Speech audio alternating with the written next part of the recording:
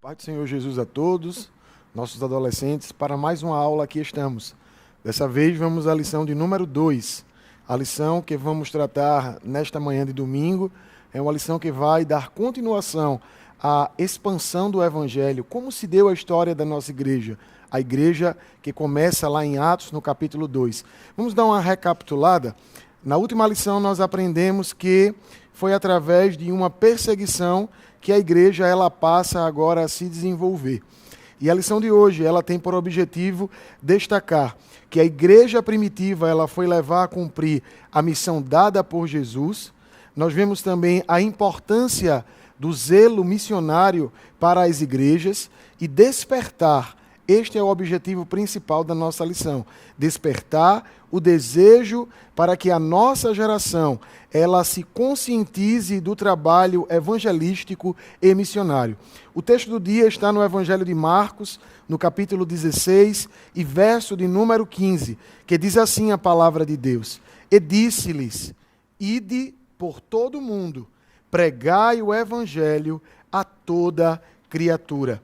Nós, antes de começarmos a lição, precisamos ter em mente um pensamento de que nós precisamos reconhecer, sim, nossas falhas, nossos erros, nossas dificuldades e nossas fraquezas, sabendo que quando nós fazemos a vontade de Deus, não somos nós que estamos apenas desenvolvendo, mas é o Espírito Santo que está na nossa vida, nos impulsionando a ganhar vidas e a desenvolver o seu nome aqui na terra. A lição de hoje ela vai nos mostrar que a igreja primitiva ela nasce exatamente conforme a gente já leu na lição passada, no livro de Atos, no capítulo de número 2. E foi justamente através de um avivamento espiritual que a fé daqueles crentes passam a crescer, passa a desenvolver. Só que nós vamos perceber que aqueles irmãos, eles tornaram-se um pouco locais. E a Bíblia vai nos mostrar que Deus, ele permite que uma perseguição passe agora a acontecer com os cristãos daquela época.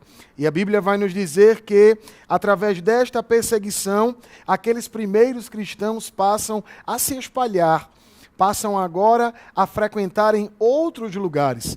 E é exatamente aí que o Evangelho passa a ser expandido. Parece-nos até um pouco contraditório. Como Deus pode se utilizar de uma perseguição para fazer com que a sua obra, a sua palavra, o Evangelho de Jesus Cristo passe a se desenvolver? É a Bíblia quem nos diz isso. E a gente vai observar que quando a gente passa a ver os lugares de expansão evangelística, nós podemos perceber que, primeiro, o Evangelho passa a se desenvolver em Samaria. Nós observamos isso a partir do capítulo de número 8, do livro de Atos dos Apóstolos, livro escrito por Lucas. E vamos observar a partir do capítulo 8 que este local é o primeiro a ser alcançado pela mensagem do Evangelho após aquela dispersão daqueles crentes na igreja primitiva. Vemos que há um personagem muito conhecido, seu nome é Felipe. Era um diácono, pregador da palavra, e a Bíblia nos mostra que ele foi usado de forma poderosa para desenvolver o Evangelho de Jesus naquele momento.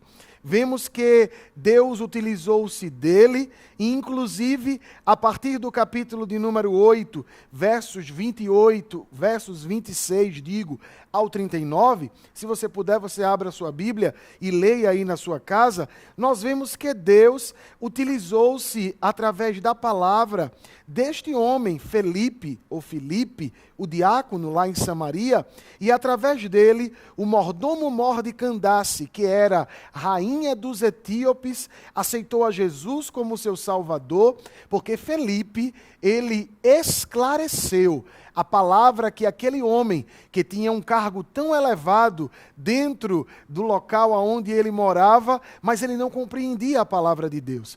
Isto é uma prova de que nós somos aqueles que levamos a mensagem de Cristo às pessoas. Há muitas pessoas que têm um exemplar bíblico em sua casa, porém porém, não têm o conhecimento, não têm a oportunidade de compreenderem o que esta palavra quer dizer. E Deus, Ele utiliza-se das nossas vidas, sim, de mim e de você, para manifestar a sua palavra e a sua salvação às pessoas. Mas vemos que, além de Filipe, temos, por exemplo, o apóstolo Pedro e o apóstolo João.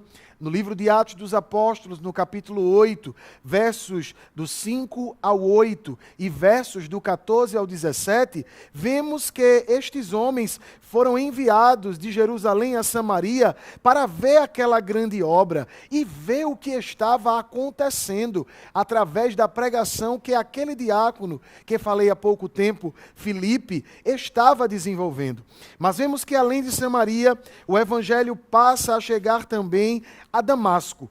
E esta cidade, este local, é um local privilegiado, porque historicamente falando, é justamente nesse caminho a Damasco que o Senhor salva, tem um encontro com aquele que seria um dos maiores pregadores de Jesus Cristo, Saulo, que morava numa cidade chamada Tarso. E a Bíblia diz, a partir do capítulo de número 9, versos de número 1 e 2 de Atos dos Apóstolos, vamos ler para a gente acompanhar bem o texto. Olha o que a palavra de Deus diz. Capítulo 9, versos de número 1 e 2 de Atos dos Apóstolos. E Saulo, respirando ainda ameaças e mortes contra os discípulos do Senhor, dirigiu-se ao sumo sacerdote e pediu-lhe cartas para Damasco, para as sinagogas, a fim de que se encontrassem alguns dias daquela seita, quer homens, quer mulheres, conduzissem os presos a Jerusalém. Mas veja, a intenção dele era prejudicar o evangelho. A intenção de Saulo era fazer com que aqueles que manifestavam a fé em Jesus fossem impedidos de praticar aquele ato de fé.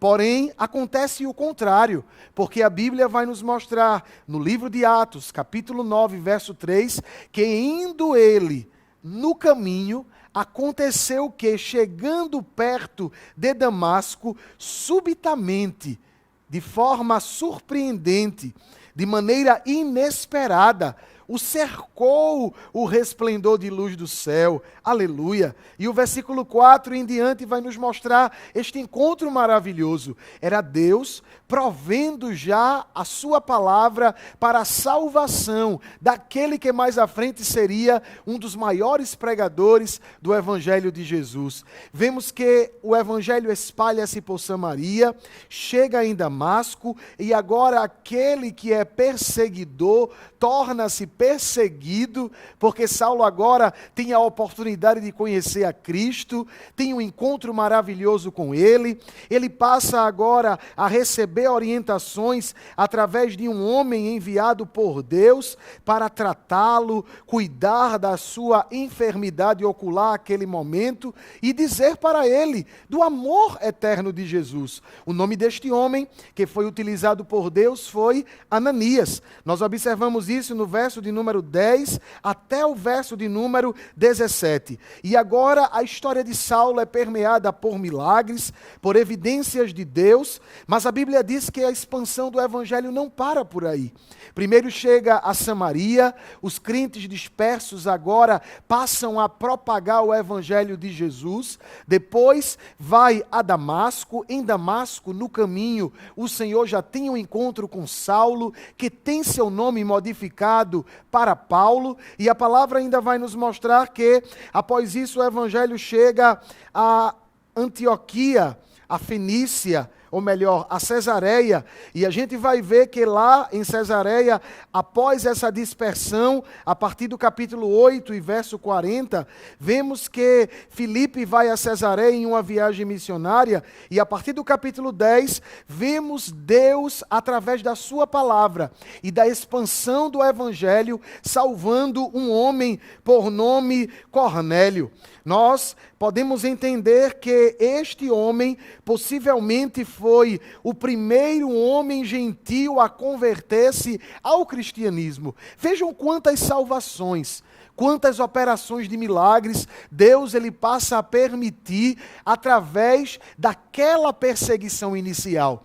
É Deus transformando, convertendo algo que não teria condições de trazer benefício para o Evangelho de Jesus, mas através daquela perseguição, os cristãos passam a sair de um certo comodismo e agora eles passam a caminhar. O Evangelho chega em Samaria, o Evangelho chega em Damasco, o Evangelho chega em Cesareia, vidas são salvas, pessoas ricas, pessoas pobres, gentios, outros que também eram de várias outras nações e até de outras religiões, recebem e conhecem a Jesus Cristo. Que coisa maravilhosa! Como é importante nós estarmos praticando a pregação do Evangelho de Jesus.